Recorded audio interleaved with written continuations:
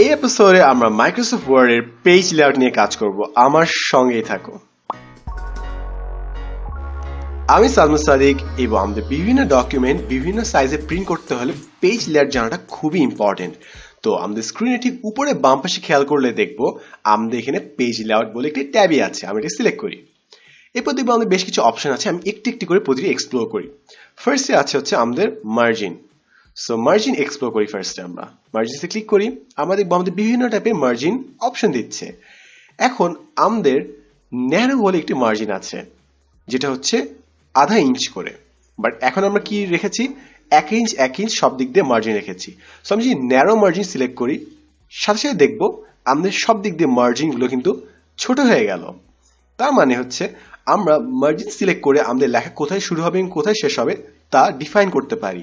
এবং এই মার্জিন দিয়ে আমরা অনেক সময় এই প্রবলেমটা সলভ করতে পারি যে অনেক সময় এমন হয় না যে একটি সিঙ্গেল প্যারাগ্রাফ অন্য পেজে চলে গেছে। সো আমরা জাস্ট মার্জিন একটু ছোট নিলে কিন্তু পুরো প্যারাগ্রাফটা অন্য পেজের মধ্যে এঁটে যাবে। সো এই অনুযায়ী আমরা আমাদের মার্জিন সেট করতে পারি। আমরা চাইলে ওয়াইড মার্জিনও ইউজ করতে পারি, অনেক বড় মার্জিন কিংবা অনেক ছোট মার্জিন আমরা ইউজ করতে পারি, যার যেটা লাগে। এটা কোনো ফিক্সড রুল নেই কিন্তু। এখন ফর এক্সাম্পলে যাই, আমি মার্জিনসে গেলাম, কাস্টম মার্জিনসে যাই। আমাদের মার্জিনগুলো কিন্তু এডিট করার বেশ কিছু অপশন আছে। যে আমরা সব দিক দিয়ে না করে আমরা খালি উপরের মার্জিনটা একটু বেশি রাখতে চাই, সো আমরা উপরের মার্জিনটার নাম্বার বাড়িয়ে দিব। এবং সাথে সাথে দেখবো যে আমাদের নিচে প্রিভিউ আছে, প্রিভিউতে দেখাচ্ছি উপরে জায়গাটা ফাঁকা থাকতে কেমন লাগবে। সিম্পল না? এবং আমরা খালি তাই না, আমাদের আরেকটি অপশন আছে গাটার। গাটার বলতে বোঝায় যে আমাদের পেজটা কোথা থেকে স্টার্ট হবে। ফর এক্সাম্পল আমরা ইংলিশ লিখি বাম থেকে ডানে, সো আমাদের গাটের পজিশন দেওয়া আছে লেফট, অর্থাৎ পেজটা শুরুই হবে হচ্ছে একটু সাইড থেকে, ডান দিক থেকে। আমরা চাইলে গাটের পজিশন টপও দিতে পারি, যে উপর থেকে নিচে একটু সরিয়ে ফেলবে। সো যার যেটা সুবিধা হয়। গাটের পজিশন আমি জাস্ট অ্যাপ্লাই করে দেখি এখানে, অর্থাৎ সব জিনিস একটু সাইডে সরিয়ে দিল কিন্তু।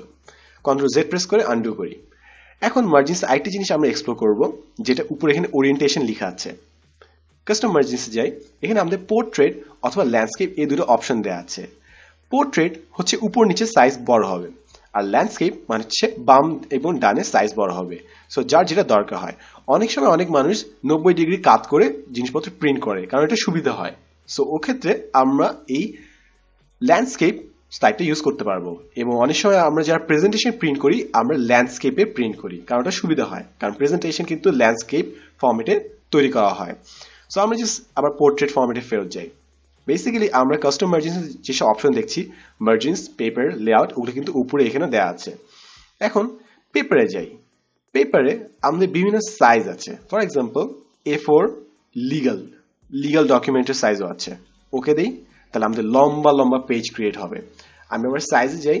আমাদের বিভিন্ন ধরনের সাইজের অপশন দেওয়া আছে। সো আমাদের যেই প্রয়োজনে লাগবে ডকুমেন্টটা, ওই প্রয়োজন অনুযায়ী আমরা দিয়ে দিব। ফর এক্সাম্পল আমাদের ইউনিভার্সিটি যারা আমরা রিপোর্ট করি, ম্যাক্সিমাম টাইম আমাদেরকে A4 সাইজে প্রিন্ট করতে হয়। আমি A4টা দিয়ে দিলাম, তাহলে আমাদের সুবিধা, প্রিন্টে কোনোই প্রবলেম হবে না। এবং সাইজ যদি আমি মোর পেপার সাইজে যাই, আমরা ইজিলি এটা কাস্টমাইজও করতে পারবো ইচ্ছা মতো। সো যার যেটা সুবিধা হয়। এখন আমাদের এখানে আরেকটি অপশন কিন্তু সবগুলোতে থাকবে, মার্জিনস, পেপার, লেআউট সবগুলোতে একটি অপশন আছে, সেটা হচ্ছে apply to this section, this point forward আর হোল ডকুমেন্ট। মানে হচ্ছে হোল ডকুমেন্ট দিলে আমাদের পুরো ডকুমেন্টটাতে কিন্তু আমরা যে ইফেক্টটা দিচ্ছি ওটা অ্যাপ্লাই হবে। দিস পয়েন্ট ফরওয়ার্ড দিলে, মনে করি আমরা সেকেন্ড পেজে দিলাম, তাহলে সেকেন্ড, থার্ড, ফোর্থ, ফিফথ থেকে সব বাকি পেজে অ্যাপ্লাই হয়ে যাবে। দিস সেকশন মানে আমরা যতটুকু সিলেক্ট করবো ঠিক ততটুকু সেকশনে অ্যাপ্লাই হবে। সো আমরা যখন কোনো একটি স্পেসিফিক কাজে এইসব অ্যাপ্লিকেশন দিব, তখন যেন আমরা মাথায় রাখি যে কোনটা আমরা ইউজ করতে যাচ্ছি। চাইলে আমরা পুরো ডকুমেন্টে দিতে পারি, অথবা স্পেসিফিক কোনো অংশে ইফেক্টটা দিতে পারি। এরপর হচ্ছে লেআউট আমাদের জাস্ট বলে দিবে যে কি টাইপের লেআউট, অর্থাৎ আমাদের হেডার ফুটার কতটুকু হবে কিংবা অ্যালাইনমেন্ট কেমন হবে তা বলে দিচ্ছে, কিংবা সেকশন কোথা থেকে স্টার্ট হবে। অর্থাৎ আমাদের যে একটি পেজের পর আইটি পেজে যাওয়ার মাঝখানে যে ভাঙা জায়গাটা থাকে, ফাঁকা জায়গা, ওটা কখন স্টার্ট হবে। সো এই জিনিসটা আমরা আরেকটু ভাবে এক্সপ্লোর করবো। ওকে দিয়ে রাখি। ফর এক্সাম্পল আমাদের ওই সেম অপশনটা এখানে আমরা ব্রেকসে পাবো। ব্রেক মানে হচ্ছে দুটি পেজের মাঝখানে যে ফাঁকা জায়গাটা থাকে। ফর এক্সাম্পল মনে করি আমি এই সেকেন্ড 10 মিনিট স্কুল প্রোভাইডস এই জিনিসটা আমি পরের পেজ থেকে স্টার্ট করতে যাচ্ছি, তো মাঝখানে ফাঁকা দিয়ে যাচ্ছি। তো মাঝখানে আমি ক্লিক করবো, ইনসার্ট, পেজ ব্রেক, বুম, আমাদের পরের পেজ থেকে স্টার্ট হচ্ছে জিনিসটা।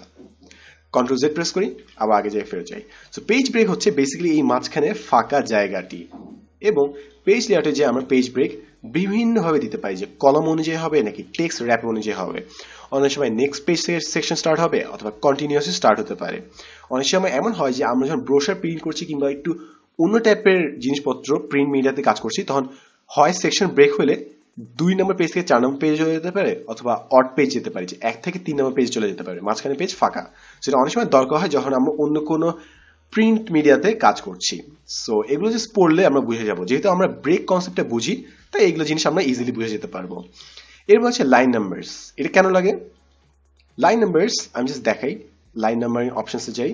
আমাদের লাইন নাম্বারের অপশনে অনেকগুলো অপশন আছে। For example start at 1, count by, for example আমি মনে করে দিয়ে রাখি যে 29, রিস্টার্ট ইচ পেজ, ওকে দেই, জাস্ট দেখি কি হয়।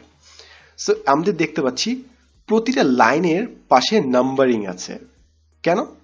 কারণ অনেক সময় আমরা যখন জটিল কোনো প্রজেক্টে কাজ করি আমাদেরকে বলতে হয় যে তমুক লাইনের সেকেন্ড ওয়ার্ডটাতে একটু খেয়াল রাখো, কিংবা কোনো উপন্যাস মনে করে আমরা কাজ করছি, সো বলতে হয় যে 112 নম্বর লাইনের 3 নম্বর ওয়ার্ডটা দেখো, এটা চেঞ্জ করা যায় নাকি।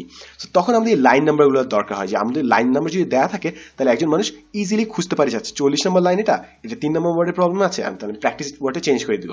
সো এই জন্য আমাদের লাইন নাম্বারিং দরকার হয়। ফাইনালি আরেকটা অপশন হচ্ছে হাইফেনেশন। হাইফেনেশন, তো হাইফেনেশন আমাদের জাস্ট কিভাবে হাইফেনেট ওয়ার্ডগুলো হবে ওইটা জাস্ট দেখিয়ে দেয়। সো এটা আমাদের লাগতে পারে, না লাগতে, ম্যাক্সিমাম মানুষ ইউজ করে না, কারণ এটা জাস্ট কিবোর্ডে আমরা হাইফেনেট ইজিলি ইউজ করে ফেলতে পারি, হাইফেন দিতে পারি। এবং অ্যাডভান্স সবগুলো অপশন একসাথে দেখতে হলে আমরা এখানে পেজ সেটআপে যেতে পারি। পেজ সেটআপে আমাদের সবগুলো একসাথে দেয়া থাকে, সো আমরা একটি সিঙ্গেল পপআপ বক্স দিয়ে পুরো জিনিসটা এক্সপ্লোর করতে পারবো। এবং আমি কিন্তু একটা জিনিস দেখাইনি, সেটা হচ্ছে কলামস। কলামসের জন্য কিন্তু আলাদা একটি পুরো টিউটোরিয়ালে থাকবে, বাট স্টিল আমি একটু দেখিয়ে দিই। কলামস বেসিক্যালি করে কি, আমরা যদি টেক্সট সিলেক্ট করি ওটাকে বিভিন্ন কলামে ভাগ করে দেয়, ডান, এই তো কলামে ভাগ করে দেয় পড়ার সুবিধার জন্য। সো এটার জন্য আলাদা টিউটোরিয়াল থাকবে। আজকের জন্য এতটুকুই, পেজ লেআউট পর্যন্তই রাখছি। সো আশা করি নতুন কিছু শিখেছি আমরা এই টিউটোরিয়ালে। দেখা হবে নেক্সট এপিসোডে নতুন কোন এক্সাইটিং ফিচার নিয়ে। আমি Sadman Sadik, and as always thanks for watching. এবং তোমার যদি মনে হয় এই টিউটোরিয়ালটি দেখলে অন্য কারো লাভ হবে তাহলে তার সাথে শেয়ার করতে কিন্তু ভুলবে না।